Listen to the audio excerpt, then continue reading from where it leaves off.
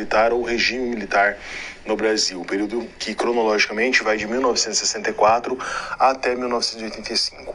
Essa terminologia, regime militar, ditadura militar, regime cívico-militar, tem sido palco de algumas discussões nos últimos tempos, mas afinal de contas, qual seria a terminologia correta? Primeiro, o Brasil teve ditadura? Sim, o Brasil teve uma ditadura de 1964 a 85. Por quê? Não tinha eleição para presidente da República. Nós não tínhamos a liberdade de escolher os nossos representantes. Durante 21 anos, o nosso presidente foi escolhido dentro das Forças Armadas. Você tinha isso, uma preocupação dos militares durante todo o seu período, uma aparência democrática. Então, a todo momento, tinha alguma eleição legislativa, eleições muitas vezes para prefeituras, mas no cômputo geral, para eleição diretas para presidente, nós não tínhamos eleição. Então, a democracia estava cerceada, não tínhamos o direito de votar para presidente.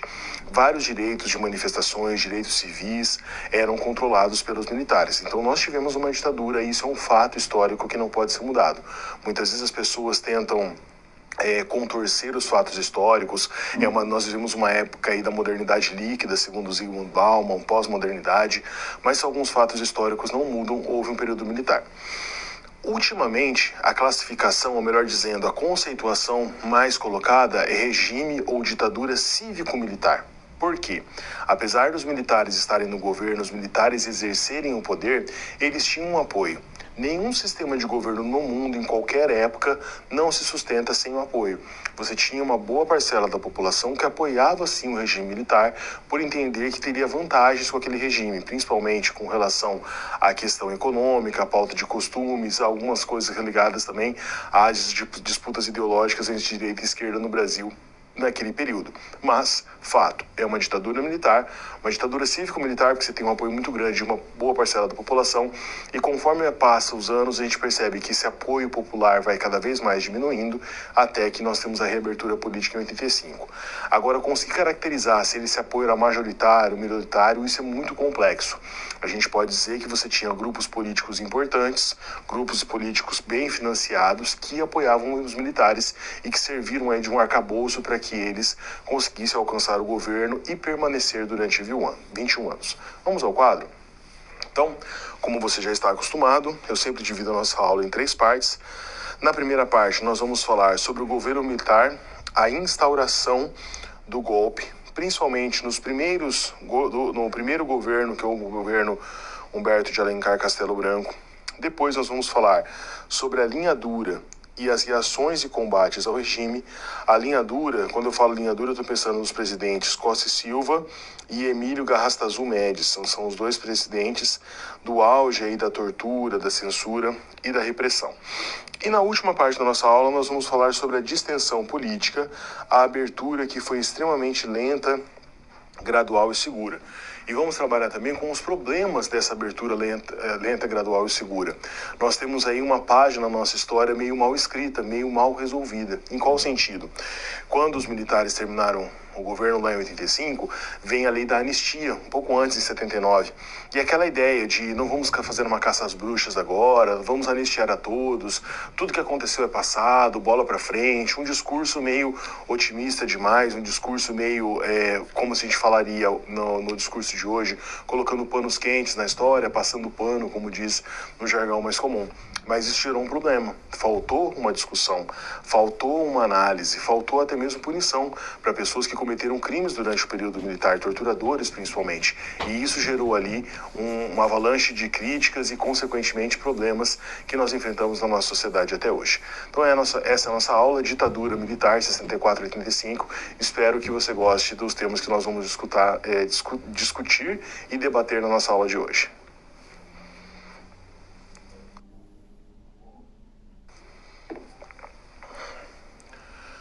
Governo Castelo Branco e Costa e Silva, as bases no novo governo. Aí, iniciando o governo, o general Humberto de Alencar Castelo Branco, ele era de uma ala mais moderada dos militares. Todos esse grupo dos militares, eles tinham uma distinção bem forte, que eu vou explicar daqui a pouco para você, mas eles concordavam em algumas coisas. Todos eles eram anticomunistas, por exemplo, todos eles apoiavam o governo norte-americano, todos eles eram a favor da ditadura. Mas o Castelo Branco achava que a ditadura tinha que ser temporária de verdade, ou seja, vamos acabar com o que está acontecendo, com o que eles chamavam na época de balbúrdia, ou de bagunça populista e instaurar o governo.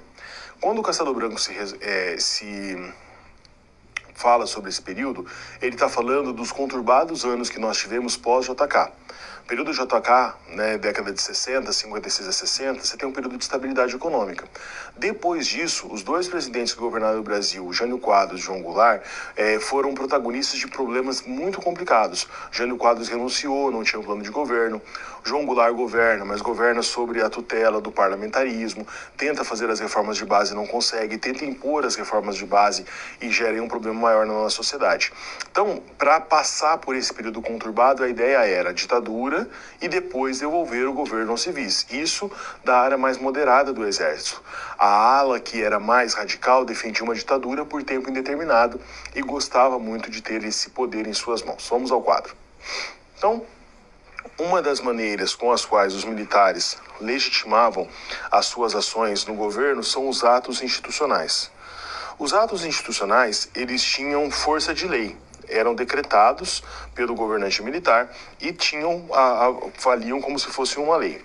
Guardadas as devidas proporções, seria parecido com a medida provisória. Só que as medidas provisórias, elas têm um caráter mais democrático, elas são realmente provisórias, elas precisam ser votadas pelo Congresso para poder valer. Os atos institucionais, alguns nem tinham validade. Então, no primeiro ato, né, o AI-1 do governo Castelo Branco, ele faz questão de deixar o poder executivo cada vez mais forte e o Congresso enfraquecido. Professor, mas é uma ditadura, tem Congresso, tem deputado, tem senador? Sim, tinha deputado e tinha senador. Só que você tinha uns problemas. Por exemplo, se um deputado que fosse de extrema esquerda, ou mesmo à esquerda, ganhasse a eleição, ele poderia ter o seu mandato cassado. Então, ele era eleito, mas essa eleição não garantia a ele que ele ia gozar plenamente dos seus direitos políticos, que ele ia ficar toda a legislatura no poder. Existia a figura, isso aí mais pra frente da ditadura, do chamado senador biônico. Quem que era esse senador biônico? Biônico por conta dos filmes e séries de ficção científica daquela época que falavam do homem biônico ou de um robô que teria ali autonomia de vida. Então o senador biônico é um senador que tinha mandato vitalício, ele não podia ser retirado. Então você tinha aí umas excentricidades. Por que os governantes militares queriam manter o Congresso?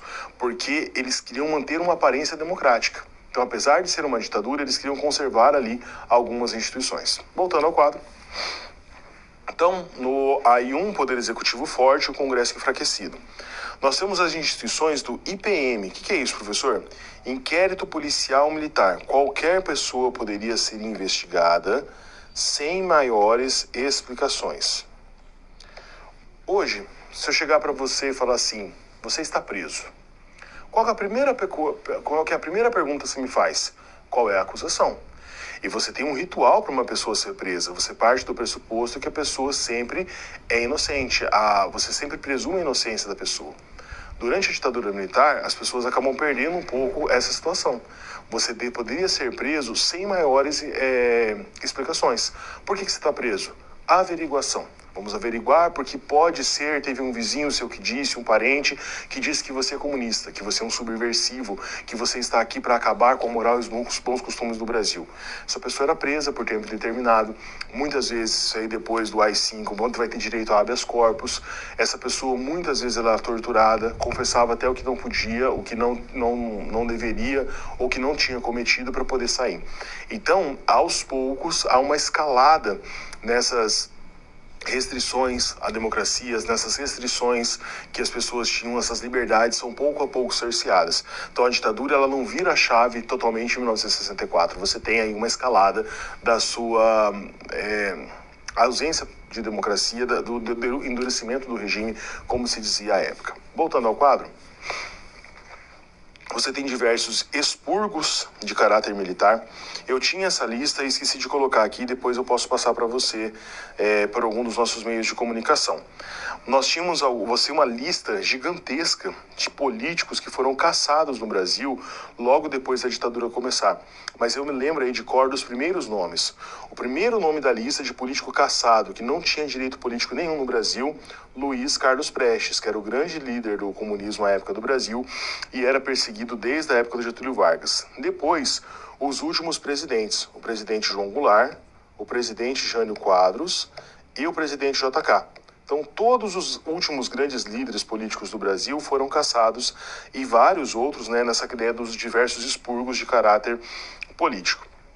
Você tinha eleições indiretas para presidente, essas eleições eram feitas dentro das Forças Armadas, as Forças Armadas tinham o controle do país, e o fim da imunidade parlamentar.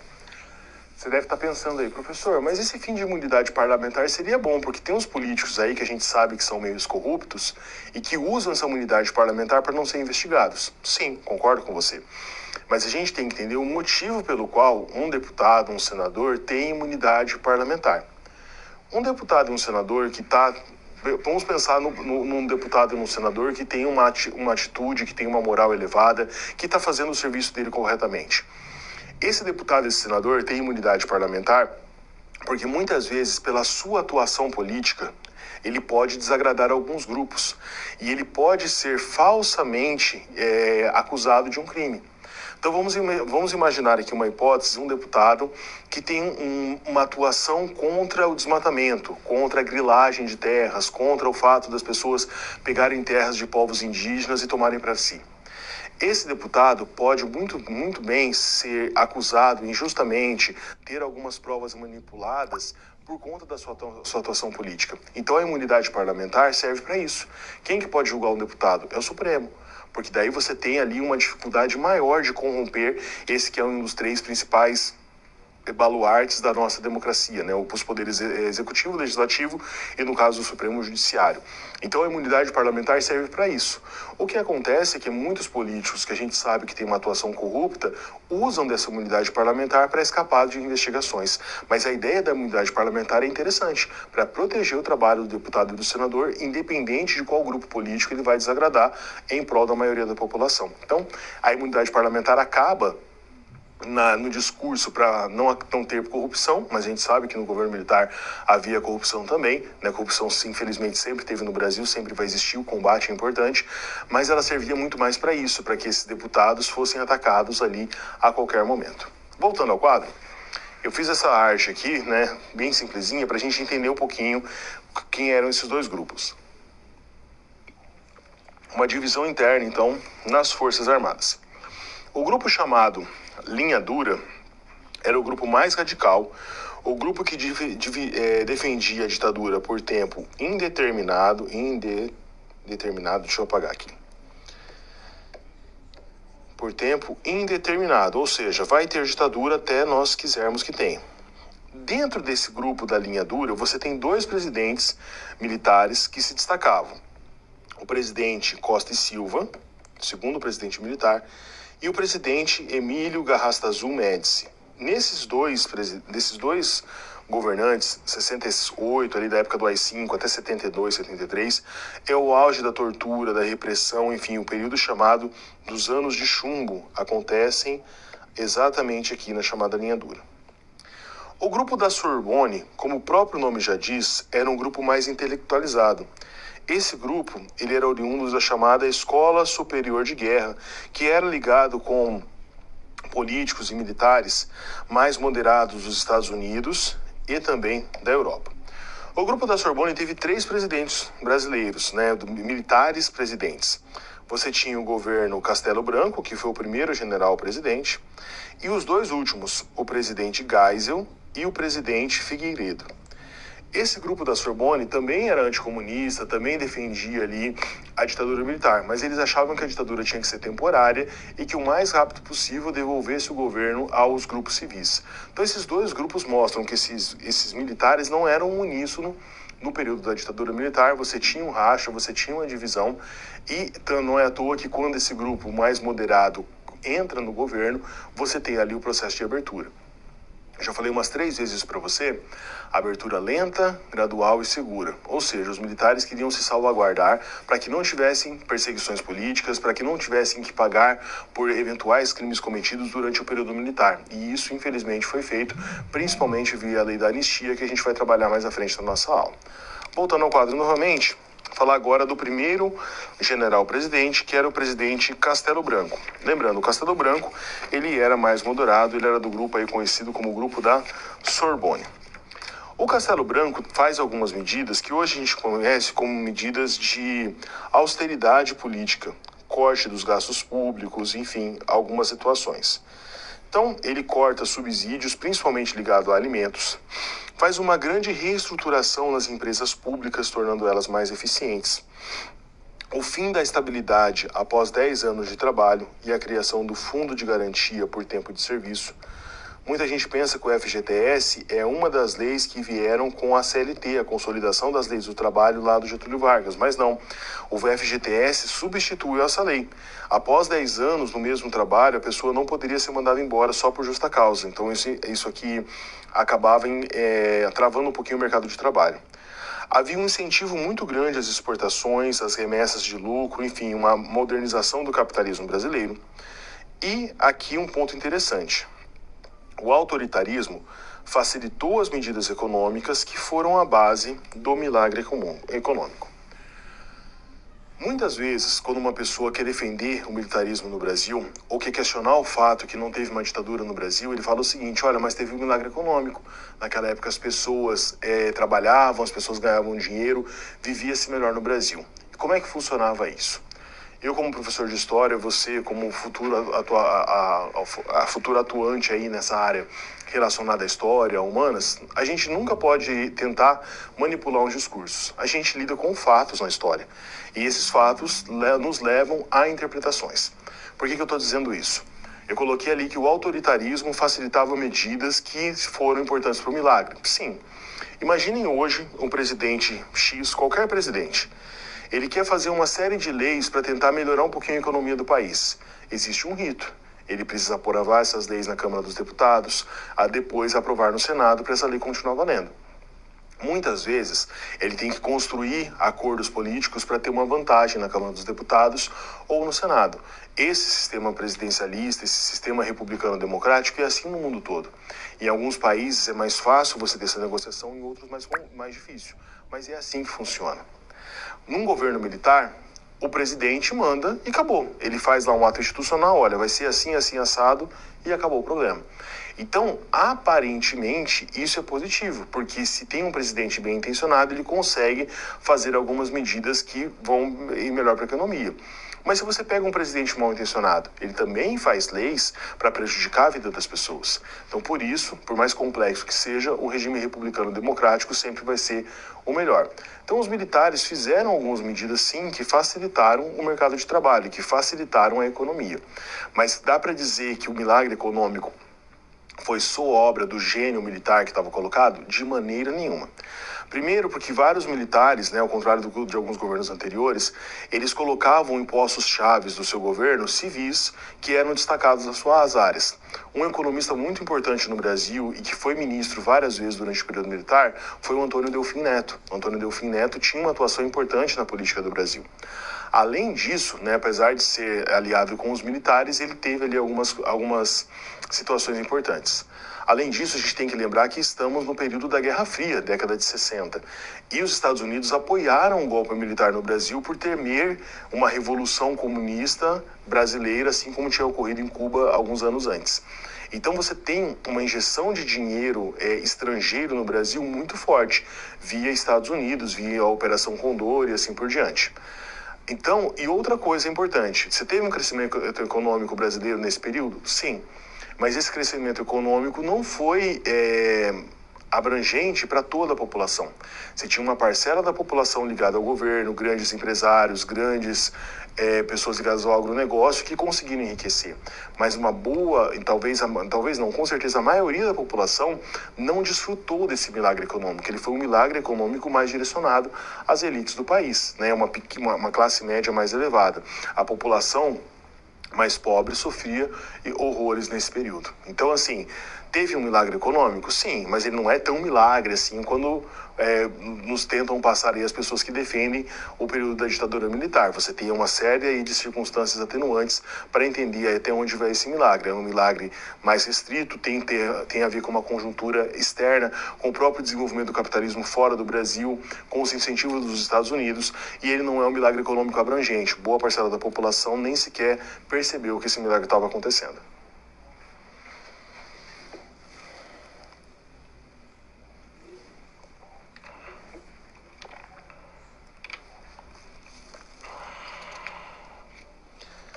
Governo Castelo Branco e Costa e Silva, o endurecimento do regime.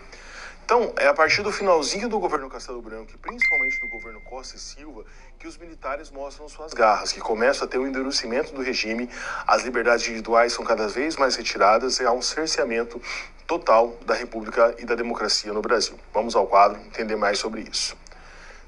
Então, a gente já tinha visto do ato número 1, ato institucional número 1, agora vamos falar do ato institucional número 2 e número 3. Nesses atos, são colocadas eleições indiretas também para os governadores dos estados. Então, a eleição indireta para presidente e para governador.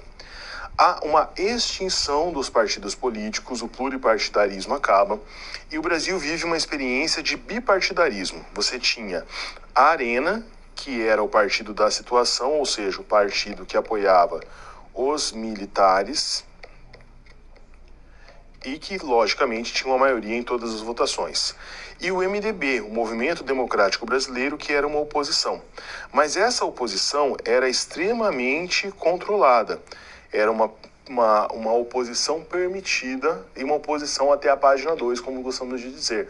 Ou seja, esses políticos do MDB, por exemplo, não poderiam organizar greves, grandes manifestações, conseguir maioria no Congresso para derrubar alguma lei dos militares de maneira nenhuma.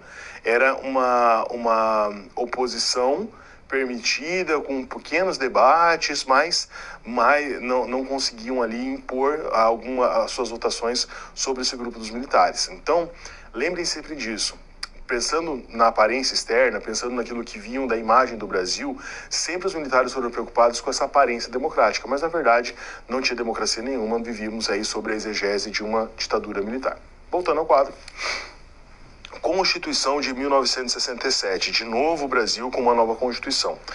Essa Constituição de 1967, ela tentou congregar, ou seja, unir todos os atos institucionais anteriores. Então, sacramenta os atos anteriores com um poder total cada vez mais forte do Executivo, uma repressão muito violenta a todas as manifestações contrárias ao regime, continua com essa ideia de ter uma aparência democrática e um caráter temporário. Olha, a ditadura está acabando, é só a gente acabar com essa anarquia populista, deixa aí as coisas se acalmarem um pouquinho que a ditadura já acaba. Mas esse já acaba, foram 21 anos de uma ditadura temporária. Então a Constituição de 67 sacramenta os atos institucionais anteriores e, na verdade, pavimenta o caminho para que viesse o AI-5, o ato institucional número 5, que foi, sem dúvida nenhuma, o mais perverso de todos esses atos. Vamos ver como ele era constituído. O ato institucional número 5, ele é tão forte, tão repressivo, que ele é considerado o golpe dentro do golpe. Houve um golpe militar, em 1º de abril de 64, e o AI-5 de 1968 é o golpe dentro do golpe. Por que ele é tão diferente dos outros atos? Primeiro, não tinha prazo de vigência, prazo indeterminado, algo que não acontecia nos atos anteriores. Segundo, fim do direito de habeas corpus. A pessoa permanecia presa, mesmo que não condenada, para averiguação ou acusação de qualquer crime. Há uma legalização da tortura, é isso mesmo. Com a desculpa ou com a justificativa de manter a segurança nacional, uma pessoa poderia ser torturada pelo regime. Há uma censura muito grande sobre os meios de comunicação, especialmente rádio, televisão e também jornais e revistas impressos. Tudo passava pelo crivo dos DOI-CODE, os departamentos que cuidavam disso, que eram centros de tortura, símbolos do autoritarismo e do militarismo no Brasil. Então, só para dar um exemplo, as gerações mais novas talvez não tenham ideia do que é isso, do que é uma censura, e confundem as instituições, que acabam confundindo as coisas. Uma matéria de um jornal, de um jornalista que estava falando sobre qualquer assunto. Antes dessa matéria ser publicada no jornal, ela tinha que ir para o DOI-CODE. O militar lia aquela notícia e, se não tivesse nada que, na opinião daquele militar, fosse contra o governo ou fosse de alguma maneira questionar algum ato que o governo estava colocando, essa reportagem poderia ser publicada, senão não. Isso funcionava com revistas, com jornais, com reportagens, com coisas que passavam na televisão, músicas, tudo passava pelo crivo da censura. Então era um controle total sobre os meios culturais, sobre a produção cultural do Brasil. Os militares entravam em teatro para prender ator que estava ali no meio da peça fazendo uma representação. Então era um controle muito grande de tudo aquilo que poderia ser contrário à ditadura militar. Nesse período, vai se criar, então, um grupo político que a gente acaba chamando de alienado político. Se você pensar na etimologia da palavra, alienado é que anda junto, é que está ali colocado. Por que esse nome?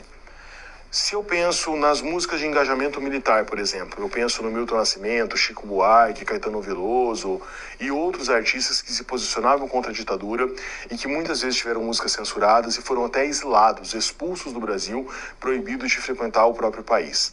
Essas pessoas estavam ali, de certa maneira, com a sua cultura, com a sua manifestação, combatendo o regime. Ao mesmo tempo, você tem a chamada turma do Iê. Quem que era esse pessoal? O pessoal da Jovem Guarda. Então pensa em Roberto Carlos, Erasmo Carlos, Vanderleia. Enquanto estava acontecendo a ditadura, pessoas eram presas, torturadas, assassinadas pelo regime, esse pessoal tinha um comportamento alienado. Ou seja, estavam preocupados com a praia, com o baile, com o carro bonito, com a namorada, enfim, assuntos totalmente triviais num período tão complicado do Brasil. Então existiam esses dois Brasis. Para quem era alienado politicamente, estava tudo bem. Trabalhava, voltava para casa, ganhava o seu salário, cuidava da sua família, não se importava se ia votar ou não. Para quem tinha um posicionamento político, era um período bastante complicado. E qual que é a questão que tem que ser colocada aqui? Mesmo que você não goste de política, o mínimo interesse é necessário. Se você não gosta de política, você é governado porque gosta. Nós estamos todos colocados aí, desde a época de Aristóteles, na arena política. Então é necessário você ter um posicionamento, é necessário que você entenda minimamente o que está acontecendo. E essa turma alienada política reforçava essa ideia da não participação, da não política, da apolítica, que é um dos problemas da nossa sociedade atualmente. Então existiam esses grupos, os alienados politicamente, aqueles que não ligavam para o regime, enquanto que aqueles que tentavam ali, na medida do possível, porque eram cerceados, combater a ditadura militar.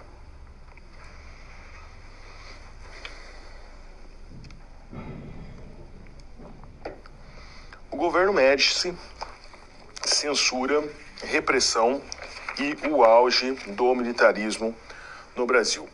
Se a gente pensa numa escala evolutiva dos militares, né, com Castelo Branco, Costa e Silva, Médici é o auge. E olha que contraditório. É a época, né, como eu gosto de chamar, do milagre econômico e da tragédia social. É a época em que o PIB do Brasil mais crescia e a época que a censura, a tortura, a repressão, os assassinatos políticos mais aconteciam, né? É uma contradição muito triste e muito colocada nesse período, né? No governo Médici você tem o auge da repressão. Vamos entender como é que isso funcionava. Então, primeiro, no governo Médici, você tem setores que inclusive apoiaram a ditadura no primeiro momento, que começam a rever as suas posições. A Igreja Católica, que tinha sido uma das defensoras do militarismo, por entender que Jânio Quadros e João Goulart aproximavam o Brasil do comunismo e isso era ruim para a Igreja, a própria Igreja começa a se movimentar, começa a se posicionar contrária à ditadura militar, principalmente por aqueles ligados aí à teologia da libertação. A União Nacional dos Estudantes também começa a se mobilizar e protestar de uma maneira mais veemente. Há grandes movimentos culturais, como o do cinema novo, as músicas de engajamento, o teatro, entre outras manifestações. E você tinha pessoas que iam para a luta de verdade, né, para a luta propriamente dita, a luta armada. O movimento revolucionário 8 de outubro, a vanguarda popular revolucionária, do Lamarca, oficiais dissidentes da ditadura, também o Partido Comunista, a guerrilha do Araguaia, todas essas pessoas ligadas ao combate à ditadura, né? Recentemente nós tivemos também o filme lançado sobre o Marighella, que fala um pouquinho sobre essa guerrilha, sobre como essas pessoas tentavam de toda maneira se manifestar contra a ditadura. Essas pessoas tinham um caráter e tinham uma importância muito grande. É fácil hoje, você, nos manifestarmos, porque a gente tem liberdade, a gente tem democracia, você pode ter a opinião que você quiser, você pode e deve exigir o seu respeito à sua opinião. Protestar, ir às ruas, fazer passeata numa época dessa, onde você poderia literalmente morrer pela sua posição política, é um ato bastante interessante, um ato de heroísmo, inclusive. Então, por isso, esses movimentos eram duramente reprimidos, eram abafados pelo governo, mas merecem destaque aí quando a gente fala na história do Brasil. Voltando ao quadro, ao mesmo tempo, você tinha propaganda do governo a favor dos militares, a favor do que estava acontecendo. Você tinha vários lugares onde esse slogan aqui aparecia: Brasil, ame-o ou deixe-o. Ou seja, ou você concorda com a ditadura ou você cai fora daqui. Há uma repressão implacável, o DOI-CODE trabalhando de uma maneira muito forte, uma propaganda política muito grande via Rede Globo e outras, vamos colocar assim, meios de imprensa que tinham uma posição um tanto quanto dúbia. Então o Brasil é meu deixo, ninguém segura esse país, e o Pra Frente Brasil da Copa de 70. Há um grande uso político do futebol, né? Futebol e política sempre caminham juntos, mas na década de 70 isso foi muito marcante, porque o sucesso da Copa do Mundo de 1970 abafou, ou melhor dizendo, os militares tentaram usar esse sucesso para abafar um pouco as manifestações que haviam contra os militares naquele período. Tem um filme, faço votos que você consiga assisti-lo, você acha ele na internet fácil, que se chama O Ano em que Meus Pais Saíram de Férias. É um filme que mostra uma criança que acaba ficando de férias com o avô exatamente na época da Copa de 70. O filme é dirigido de uma maneira muito sutil, muito interessante, muito inteligente e mostra ao mesmo tempo a empolgação das pessoas com a Copa do Mundo, enquanto as pessoas estão sendo torturadas, mortas, perseguidas durante o período militar. Então esse uso político da ditadura relativo à Copa do Mundo foi muito forte. Voltando ao quadro, fiz questão de colocar essa imagem para mostrar isso. Esse senhor aqui, todo sorridente, é o Emílio Garrastazu Médici, o presidente mais repressivo que nós tivemos durante todo o período militar.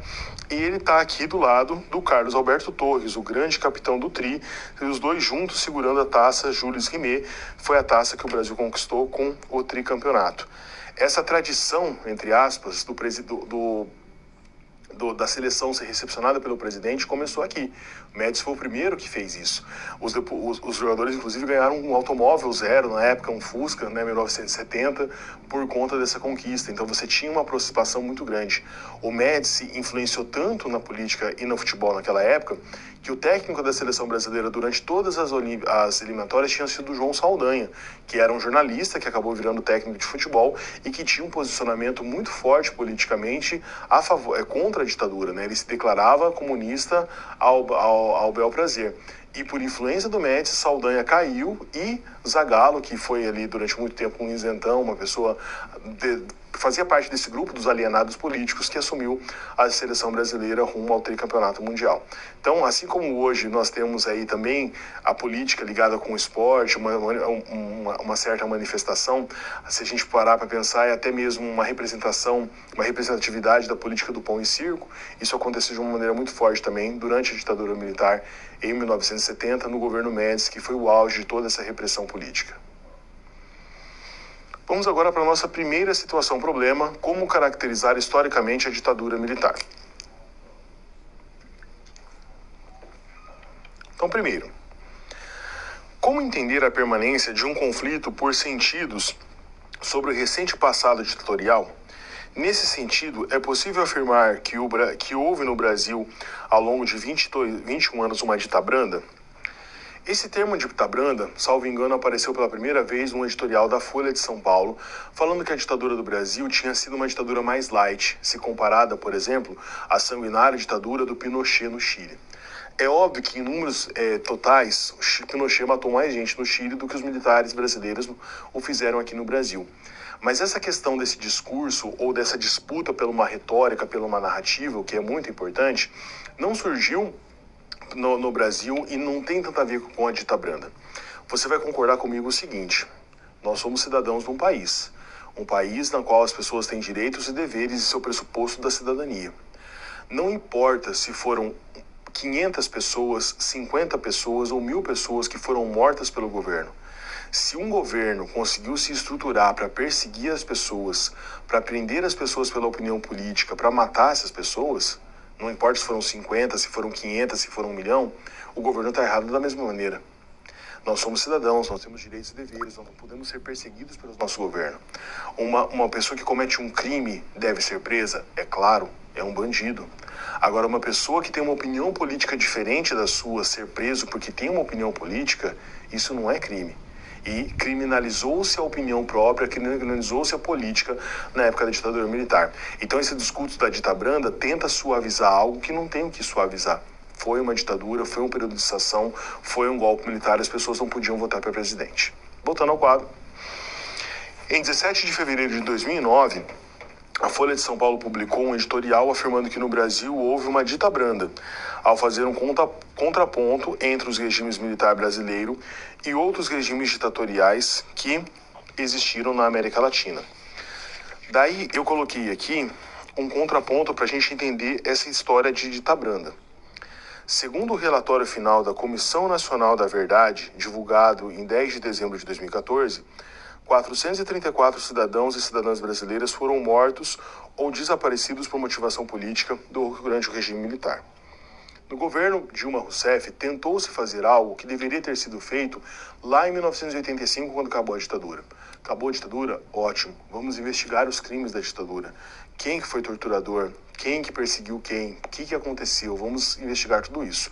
Somente no governo Dilma, ela que foi uma prisioneira, ela foi torturada durante a ditadura militar, teve esse posicionamento, essa ideia de investigar, e foi criada a Comissão Nacional da Verdade. Imagina a dificuldade de investigar crimes que ocorreram depois de 30, 40 anos. As pessoas já morreram, os arquivos já tinham desaparecido há muito tempo, você tinha uma dificuldade muito grande de investigação.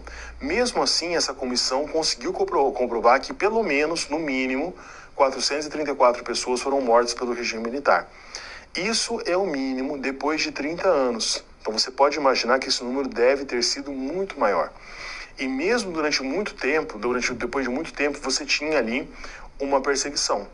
Assim que acabar a aula, procure aí no YouTube sobre uma reportagem de um general do Exército chamado Paulo Malhães. Paulo Malhães, ele foi o militar responsável pela tortura do Rubens Vaz, que era um deputado do MDB e que foi assassinado pelo regime militar. Ele confessou para a Comissão Nacional da Verdade que ele foi um dos agentes que estavam envolvidos com isso. Ele disse que não matou o Vaz, mas que ele ajudou a fazer a ocultação de um cadáver, a cortar pontas dos dedos para tirar a digital, para que ele não fosse reconhecido. E o que aconteceu com Paulo Malhães? Alguns meses depois do depoimento dele à Comissão Nacional da Verdade, ele foi assassinado. Já era um militar reformado, aposentado, com mais de 70 anos, e foi assassinado no seu sítio sem nada ser roubado. Isso é uma queima de arquivo. Então, imaginem que as pessoas que estavam ligadas à ditadura, muitas delas ou suas famílias ainda estão presentes no Brasil. E essa Comissão Nacional da Verdade cutucou ali algo que estava quieto, mas que foi bastante conturbado na história política recente do nosso país. Vamos agora para o nosso momento de interação. A pergunta é o seguinte: como caracterizar historicamente a ditadura militar? Pense e reflita, eu volto em alguns instantes com a resposta.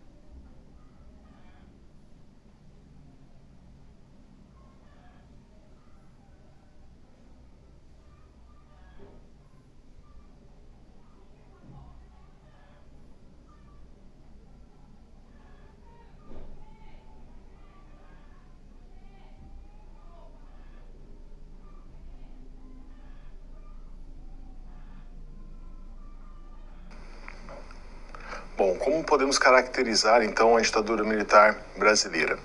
Caracterizar significa explicar, significa apontar as características. Como futuro profissional, nós devemos analisar os fatos. Que fatos são esses? Houve uma ditadura militar no Brasil? Sim. Durante esse período militar teve censura, tortura, repressão, não importa a quantidade de pessoas e aquilo que foi comprovado? Também. Teve um milagre econômico, um crescimento econômico muito grande, algumas ações dos militares que serviam para modernizar o capitalismo brasileiro? Também teve. A gente não pode colocar uma característica para baixo do pano e salientar a outra. A gente deve colocar os fatos, analisar e discutir esses fatos, né? Toda vez que você tenta fazer uma manipulação de discurso, você não está sendo sincero aí na sua análise, você não está sendo profissional. Então as características têm que ser colocadas todas elas, né? Aquelas que são péssimas, aquelas que podem ser consideradas boas, e a partir daí a gente faz aí uma análise para fazer uma caracterização a contento.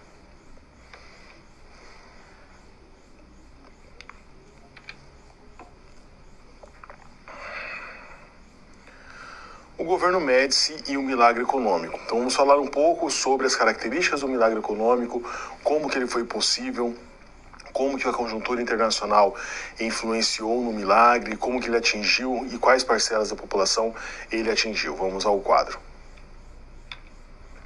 Então, primeiro, o que foi o milagre? Entre 1969 a 1973, o PIB brasileiro teve um crescimento de 11%. Então você imagina, são 4 anos vezes 11, você tem aí 44% da economia, quase 50% da economia com prosperidade. Para nós hoje, isso é um número absurdo. Nos últimos 20, 25 anos, o Brasil não teve nenhum ano que cresceu 2, 3%. Nosso crescimento é 1,5%, estagnação, recessão. Então, se em 20 anos nós não crescemos nem 1% ao mês, aliás, 1% do PIB ao ano, a gente pode dizer sem dúvida nenhuma que nos últimos 20 anos a nossa economia está em recessão. Porque um crescimento econômico ele é importante, afinal de contas, as pessoas nascem, a população do país aumenta, então é necessário que haja um mínimo crescimento do PIB para que dê conta dessa nova população. Se eu tenho um PIB estável, na verdade ele está caindo, porque a população está aumentando, as necessidades estão aumentando e a economia não está contento. Então, nesse período, 69 a 73, 11% ao mês. Aliás, da década de 1950 a 1980, o Brasil é um dos países que mais cresce do mundo. Isso tem relação com as ações que vêm desde lá do governo Vargas, com a industrialização, posteriormente esse período do milagre econômico. A partir da década de 80 é que a gente tem uma recessão grande no Brasil, alguns momentos de prosperidade, Fernando Henrique Cardoso, o primeiro governo Lula, fora isso, você tem um quadro econômico no Brasil muito grave. Então esse período do milagre econômico é bastante importante e foi fundamental na estruturação econômica do país. Voltando ao quadro, o Antônio Delfim Neto, né, como já foi colocado, era um economista brilhante, né, uma pessoa muito famosa, professor universitário, e que tem aí, ele é considerado o arquiteto do PIB, arquiteto do milagre, ao mesmo tempo que você não tinha uma visão social muito grande. Então ele é considerado o mentor do milagre, há esse crescimento econômico, mas o problema é que esse crescimento econômico não atinge toda a população. O Delfim Neto recebia críticas sobre essa política econômica, inclusive na época da ditadura. E ele tinha um discurso meio pronto. Nas entrevistas que ele dava, ele dizia o seguinte: olha, o milagre econômico é como se fosse um bolo. Esse bolo está crescendo. Quando ele crescer, a gente vai dividir para a população. Ele dizia isso, é necessário que o bolo da economia cresça para que depois ele se divida. Essa era a desculpa dele para o fato de você não ter aí a grande parcela da população beneficiada com o milagre. O problema é que esse bolo cresceu, acabou e não chegou para os mais pobres. Voltando ao quadro, continuação aí da ideia do milagre econômico. Você tem então um investimento muito grande estrangeiro no Brasil por conta da ampla disponibilidade de recursos no exterior. Então você tem, de novo, uma entrada muito grande no setor automobilístico, parecida com aquela que ocorre no período do JK. A GM vem para o Brasil, né, a Chevrolet, a Ford, a Chrysler, entre outras empresas. Havia um grande auxílio econômico por conta dos Estados Unidos via Guerra Fria, e a ideia do Delfim Neto aqui aparecendo de novo, crescer o bolo para depois dividi-lo. Ao mesmo tempo, contraditoriamente do milagre econômico, nós tínhamos isso aqui. Essa imagem é uma das várias que nós temos que mostram a repressão contra a ditadura, a repressão que a ditadura militar impunha sobre a população. Olha só, por que eu coloquei essa imagem? Essa imagem é de uma manifestação e de prisões que ocorreram na União Nacional do Estudante. Então nós temos aqui o, entre aspas, humilhante, na verdade é um estudante que está fazendo uma manifestação contrária ao governo. Repare o seguinte, aparentemente ele não está armado, não posso afirmar, mas aparentemente ele não está armado. É um jovem, né, que está aqui sendo preso. Vamos contar quantos militares você vê aqui nessa imagem, né? 1, 2, 3, 4, 5, 6, 7, 8, 9. Você tem 9 militares, né? Pessoas ali, não dá para saber se é da polícia ou se é do exército, mas estão com cacetete, estão com armas no seu coldre, para prender um estudante. Que estudante seria esse, né? Deveria ser um cara terrível, porque para 9... Então, eu coloquei essa imagem de propósito para a gente ter uma noção de como que era a repressão naquela época, né? Esse estudante, é óbvio que ele não representava todo esse perigo para a sociedade, mas mostra como que você tinha uma imposição, inclusive numérica, e uma imposição não apenas e tão somente uma imposição militar, uma oposição da força, mas é também no campo simbólico. Quando eu coloco esses militares na rua, marchando, falando alto, carros, tanques, eu passo uma impressão da população que eles estão presentes. Aquela ideia de que a qualquer momento eles podem entrar, eles podem acabar com uma manifestação, eles podem prender um subversivo, eles podem prender e perseguir um comunista, que para eles era algo terrível naquele período. Então, não é só no aspecto palpável, no campo simbólico, essa presença também é muito forte.